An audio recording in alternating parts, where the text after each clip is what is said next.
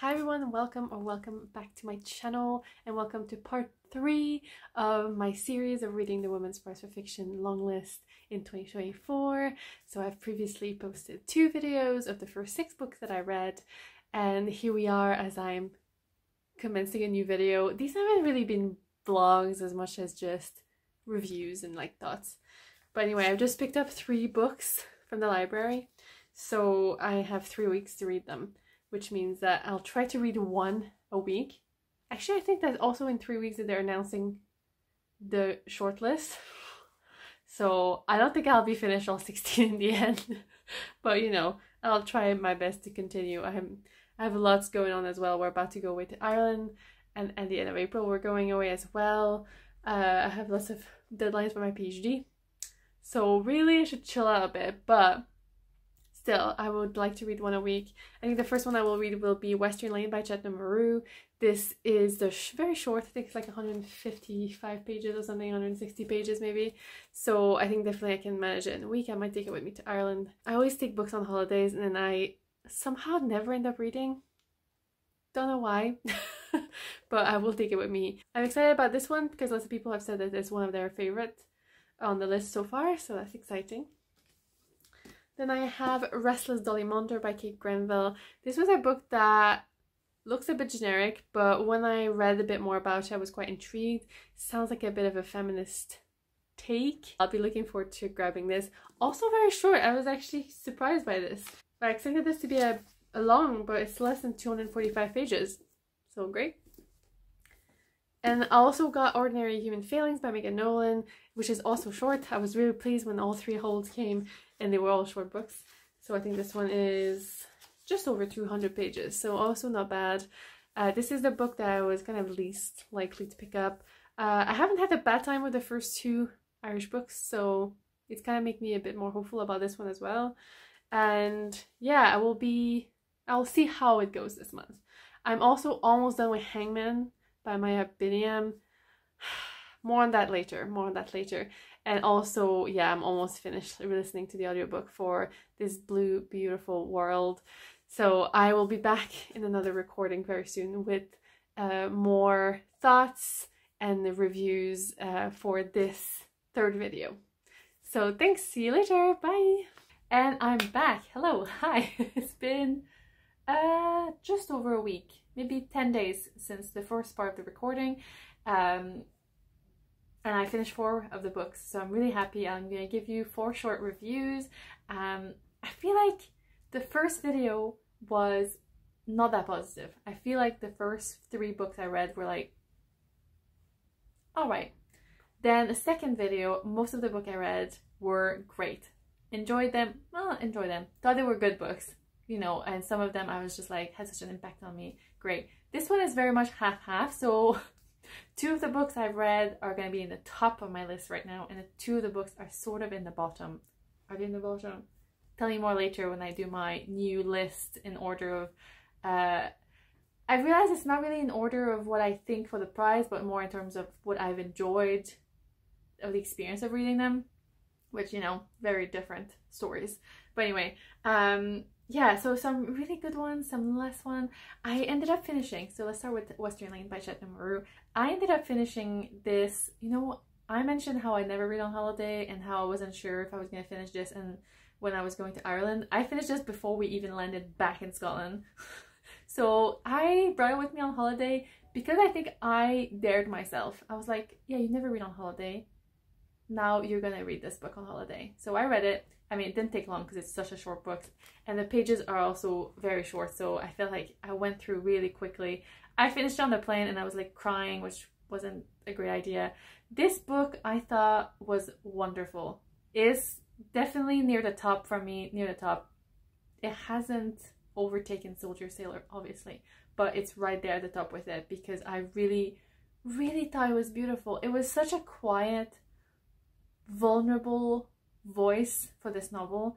For those who don't know, we follow, I think she's 11 or 12, something like that, a young girl whose mother has just died, and she's living with her 2 older sister and her father, who's clearly not entirely sure how to kind of deal with the situation.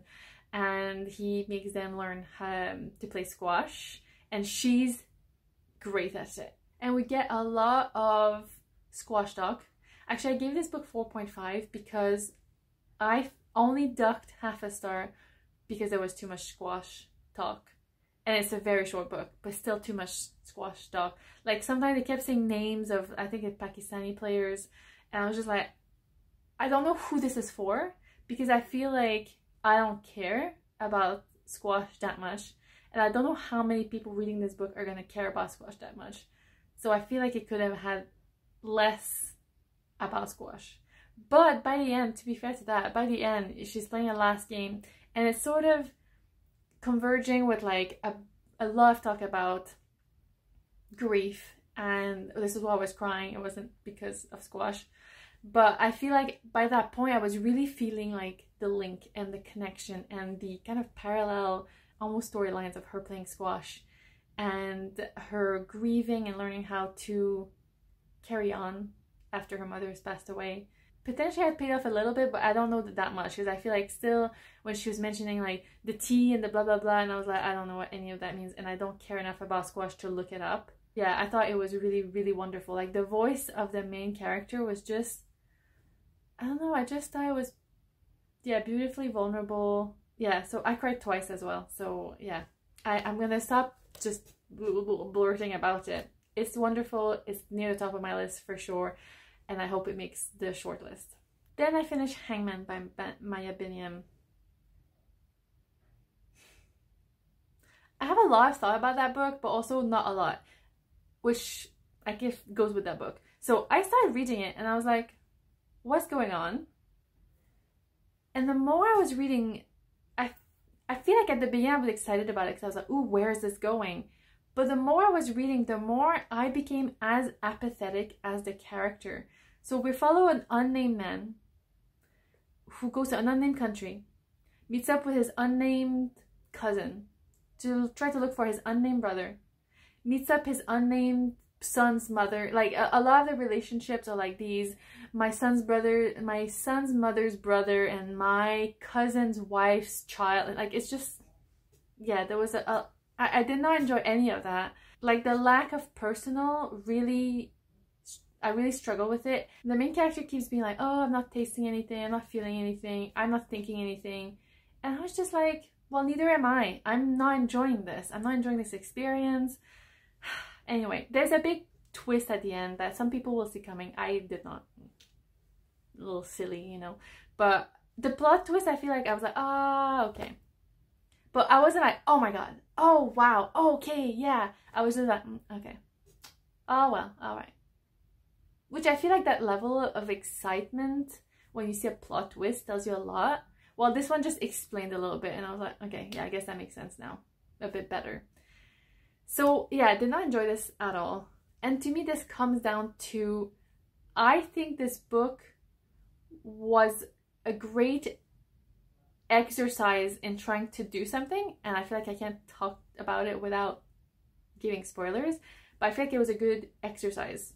Was it an interesting story and a good book? I personally don't think so, and I personally don't understand really why it was on this list. Maybe because of this whole, it was a nice exercise, and prizes like when things are done maybe a bit differently.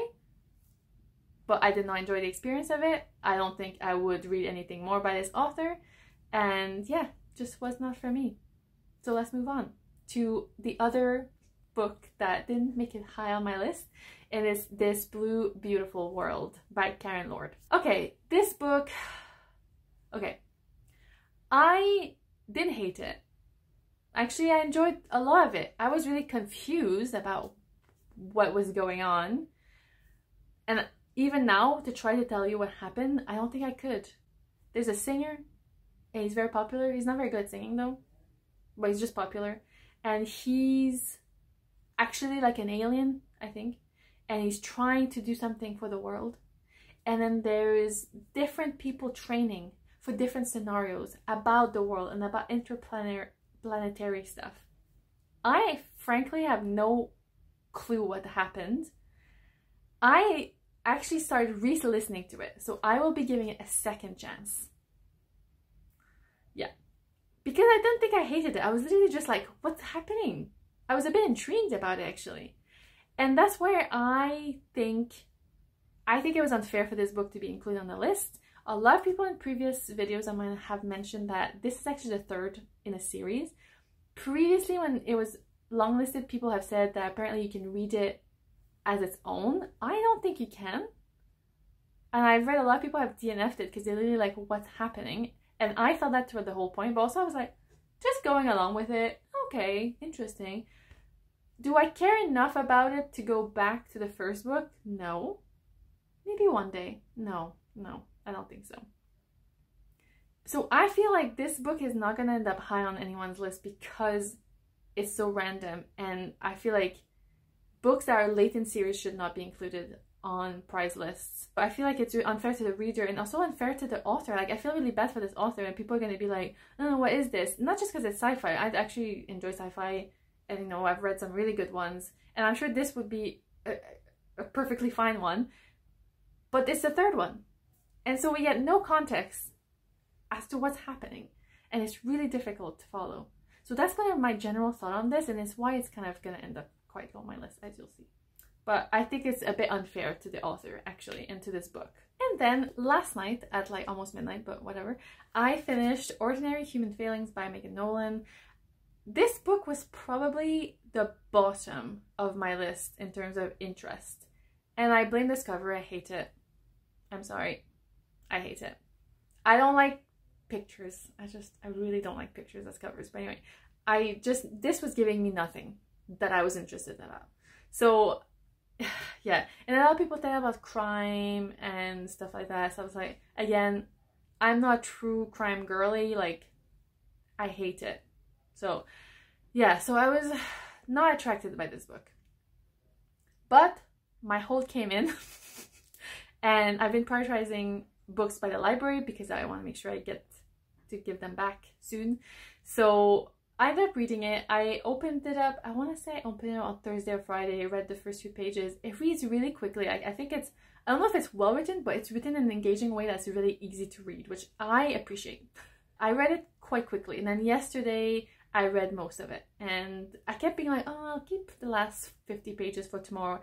But then I just couldn't stop. So again, that's positive. That's really positive. About the story itself. So I feel like I enjoyed what it was potentially trying to do. So we follow, there's two sort of storylines. There's a main point of views of a family of Irish people who are living in London, and they've been caught up in this crime. So a little girl has been found dead, and they think the little girl from this family is who murdered her. And all of it's her mother, her grandpa, and her uncle, who are all kind of caught up in this. And then we also get the point of view of the journalist, the English, I'm guessing white, middle-class journalist, who's trying to get a story out of them. Like, very opportunistic, trying to elevate his career, get a good scoop, all of that. I did not enjoy his point of view at all. I guess it gave some perspective into journalism, but also does not look good. And to be fair, journalism in Britain. Anyway, let's not get into that. But I also felt like this family does get described as like this family of low lives or whatever, and this is based like, you know, 70s, 80s, 90s in England, and they've come from Ireland. So clearly, I don't know, back then people didn't think very well of Irish people. Like, I'm really confused by that. I'm not British, so I feel like, I don't know. So they just think they're like low lives, and obviously being caught in this situation with a potential murder, you know, it looks bad. But then we go on to look about their past and how they've gotten to this point, basically. And it also doesn't look good. And I understand, like, the whole point of Ordinary Human Failings. Like, a lot of the stuff that happened in this are literally just things that, just, yeah, literally ordinary human things that happens to people. Bad things, good things, mostly bad in this family's case. And I guess that's why they kind of end up all in these bad situations. But I just thought it was just so sad, and maybe that's the point. But what I really disliked is that in the journalist storyline and in the family storyline, they both say the name of the book. But the fact that they both say, well, I guess I can ask you, because I'm not English native, is this an English saying? Because I don't think it is, but both the characters say it, and I was like, I think that just looks badly written. I'm sorry, to me it doesn't look great. I just felt like it was a little bit, at times, superficial, the way things were written, and yeah. So I actually enjoyed this book. I read it through it quickly. I thought there was like some really good things about it. I think it's gonna end up quite high on my list, but also I have issues with it, and I feel like I've been, just like with, well, Soldier Sailor even more, because that blew me away. But I think I've been proven wrong, and also still hate that cover. Anyway, okay, so let's do a new ranking. In first place, it won't surprise you to hear Soldier Sailor. Chef's Kiss, gorgeous. It's still my favorite. In second, and very close second though, because I loved this book, Western Lane by Chetna Maroo. Chef's Kiss as well, although too much squash. In third, and I thought about this a lot, in third, I put Megan Nolan's Ordinary Human Feelings. I love this because, I don't mean this, I mean this book was good, but I mean I love this for me because Soldier Sailor and Ordinary Human Feelings were at the bottom of my priority of reading, because I was like not looking forward to those. So I think this is proving to me that I have to put myself out of my comfort zone when it comes to the Women's Prize, because sometimes you just can't judge a book by its cover. So yeah, in third place, this one. And I think it superseded Night Bloom because, again, this doesn't have sexual assault. All three of my favorite books on this list are books without assault. So I think that says a lot. Anyway, Night Bloom is in fourth because I think it's a really great book. And then I've kept A Trace of Sun in fifth place, or like in that sort of place in the list before, because I think it was like a good book, and even though I didn't enjoy some of the bits it was talking about, that was good. And then I'm still wrestling with The Maiden and the Ren to Ren. I think the Ren to Ren is a better book, but I enjoyed The Maiden more. So think of that what you will. Then we have River East, River West. Again, I've been struggling with where to place that one, but I still think it's above The Blue Beautiful World and Hangman, who makes it as a last on my list. Mostly because I was like, what is this? Did not enjoy the experience, did not think the book was great, like none of it. The Blue Beautiful I've put here because, and I've said it's a bit unfair, but just like, again, what was it? I just don't understand what was going on, and I wish I'd read the first two, but obviously this isn't what this is. You know, I'm not gonna read 3 books for 1 entry into the prize. So yeah, so this is where we're at. I've read 10. I'm very pleased with that. There is 10 days to go until the shortlist is announced. In honesty, I'm hoping to read 2 or 3 by then. But I might not be able to finish it before I can record. I'm hoping to record a couple extra reviews before next week and have a prediction for the shortlist, because I want to be able to have read as much as possible before doing a prediction. But I don't know how much really I'll have time, because I'll try to have something for Tuesday. The shortlist is announced on Wednesday, so I'm going to do a reaction to that and we'll see what it looks like. But I'm still aiming to read the whole list. At the moment, what I'm prioritizing, that's not the right word, but whatever, is Restless Dolly Monder by Kate Granville. This is because I have to return it next week to the library. So I've just started, I'm like 4 pages in. As of now, it's a little bit boring as of now, but literally 4 pages in, so we'll see what happens. But I'm hoping to read it this week, so hopefully I'll get back to you with a review. And I'm also listening to the audiobook Enter Ghost. I'm almost 20% to that, so going well. And I feel like it's been really interesting. So yeah, really good. I also have the audiobook for Brotherless Nights. Is it singular? Plural? Whichever. I have that.